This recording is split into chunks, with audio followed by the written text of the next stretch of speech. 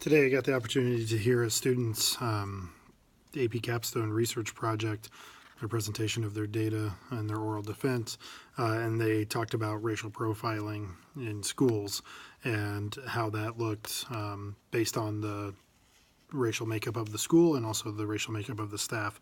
And it was fascinating. Their premise was that the more racial diversity a school had, the more likely it would be that racial profiling would exist. But their data actually, from 3 schools locally here, showed the opposite. It showed that the schools that had the largest white population was most likely to see racial profiling take place, and the schools that had the largest breakdown of diversity, almost even across 4 major racial groups, saw far less racial profiling in schools, and particularly between staff and students.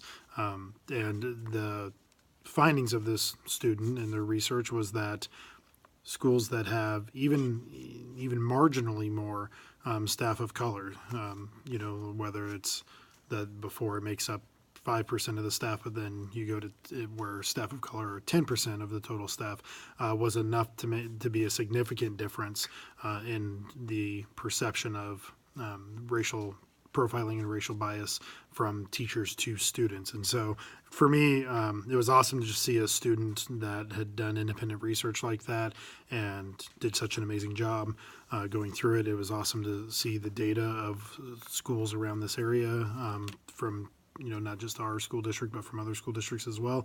But it also just reinforced to me the really, like, that we as a district need to focus on not just staffing of people of color, of hiring and getting people of color in, people that students can see themselves in, but also retention. I think that it's really easy for HR departments to, focus on marketing towards people of color and hiring people of color and things like that. But retaining staff of color is just as important. If you're losing as many staff of color every year as you're hiring, then you're never going to close that gap, right? 82% of teachers nationally are white. In our schools, it's even worse. I think we're almost 90%. And so, what do we need to do? What do we need to put in place to ensure that staff of color feel supported, feel valued, and want to continue working in our schools? And so I'm excited to be part of a team that's going to be, looking at that.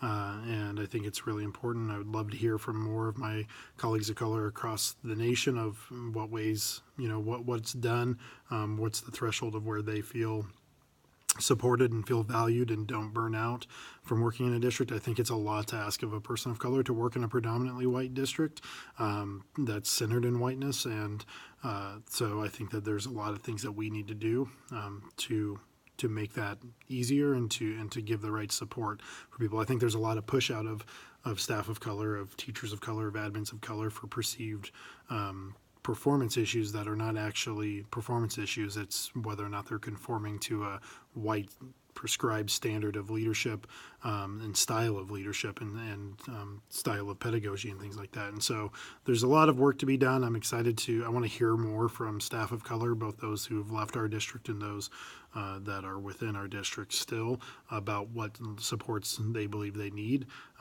Yes, holistically, I think everybody could use more support, but it's, when we talk about racial equity, it's about the allocation of resources and things like that to try to achieve equitable opportunity, and that's not currently happening. And so we're not meeting the needs of our staff of color.